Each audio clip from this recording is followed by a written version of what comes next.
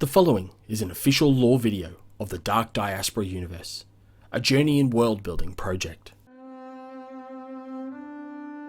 An iridescent kaleidoscope of exotic particles momentarily illuminated the otherwise dark velvet fabric of high orbit. Yet the vibrant lights dissipated almost as soon as they had flashed into existence, replaced by the ramshackle and mismatched metallic form of the FMS Skipjack. The free flagger ship, like most in the galaxy, had a roughly cylindrical frame, owing to the surplus scatterpod at its core.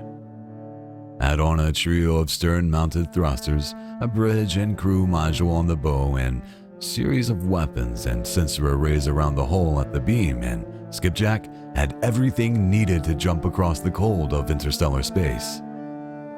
Captain Hector, sitting strapped to his command chair, brought his hands to his face, attempting to massage away the residual effects of the fog in his system. Yet the dose this time had been small, as the last leg of Corrix run had been only a short jump from Fringe World Alliance capital of Olzavin. His crew, a mix of eager rookies and grizzled veterans, buzzed with excitement at the prospect of a new contract. Despite its comparative unpleasantness, Corrix was home to untold riches, and Hector was eager to help free the world of its rare Earth resources. Yet finding markets was never easy, given the relative isolation of Corrix and the alliance from the other major powers. Yet for Hector and his crew of 5, doing the run and crossing half the galaxy meant living the life that each and every one of them had longed for more than anything else in the world: traveling in open space. Hector's ruminations were interrupted, however, as his personal holodisplay revealed an urgent message from the FWA mining office. Reading the message, that seemed one of the smaller low-orbit scientific platforms investigating the famous Corrix slime, had gone silent 24 hours ago. The office requested the Skipjack to do a flyby and assess the cause of the loss. The scientific stations counted in the dozens in orbit of Corrix, nationally studying the slime and the other strange planetary and stellar phenomena of the system, while parlaying their micro-G capabilities into a myriad of research and nano-manufacturing contracts. "Sorry, folks," Hector declared to his crew. "Looks like we're doing a small detour to check in on some lab coats." His declaration was met by some frustrated bemoaning of the crew. Orbital maneuvers were not cheap, costing fuel and time, eating away at the profits of the run. Yet even the greenest of crewmen knew saying no to the office was not an option if the Skipjack hoped to keep its lucrative contract. And so, the FMS Skipjack's thrusters activated, and the ship quickly closed in on the distressed station. It was less than an hour before the ship matched the station's orbit and closed to within visual range. The station was a classic Torrid-style scientific platform, offering centrifugal gravity by spinning around a stabilized array of scientific and observational instruments at the core. Yet, as the Skipjack approached, Hector could immediately tell that something was amiss. The station's spin was far slower than typical, and its tilt was askew. And as the station turned before him, it became apparent that several of its external hull sections had been compromised or were showing signs of significantly weakened structural integrity.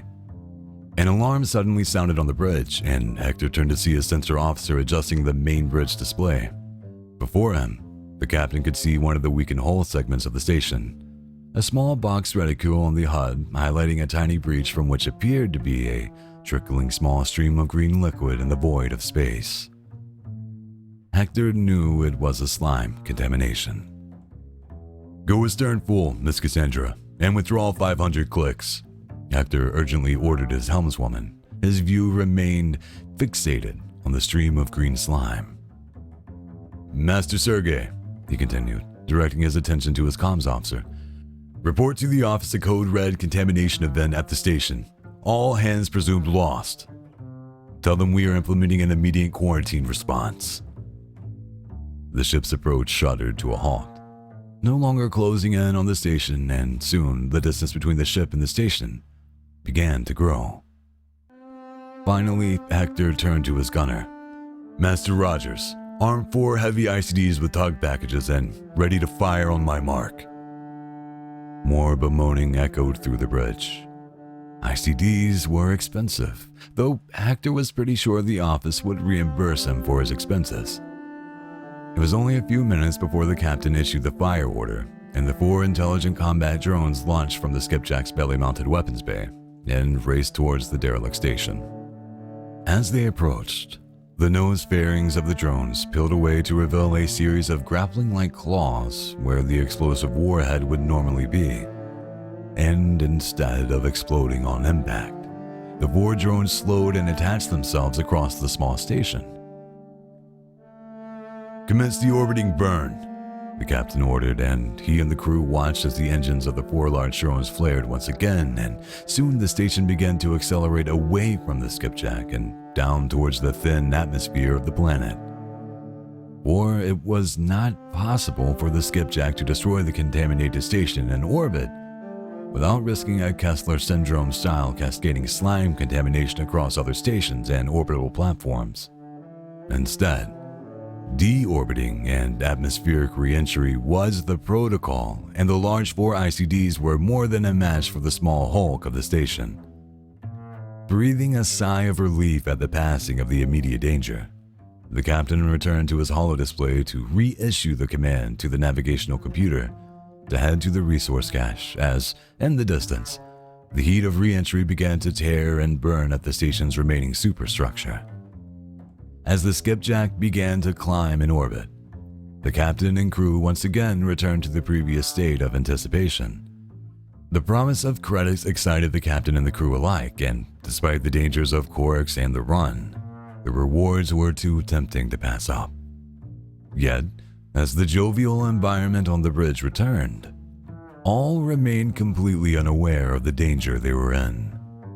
For a small speck of slime, no larger than the head of a pin, had already lodged itself on the forward hull and was ever so slowly consuming the metallic plating and growing. The contamination had spread.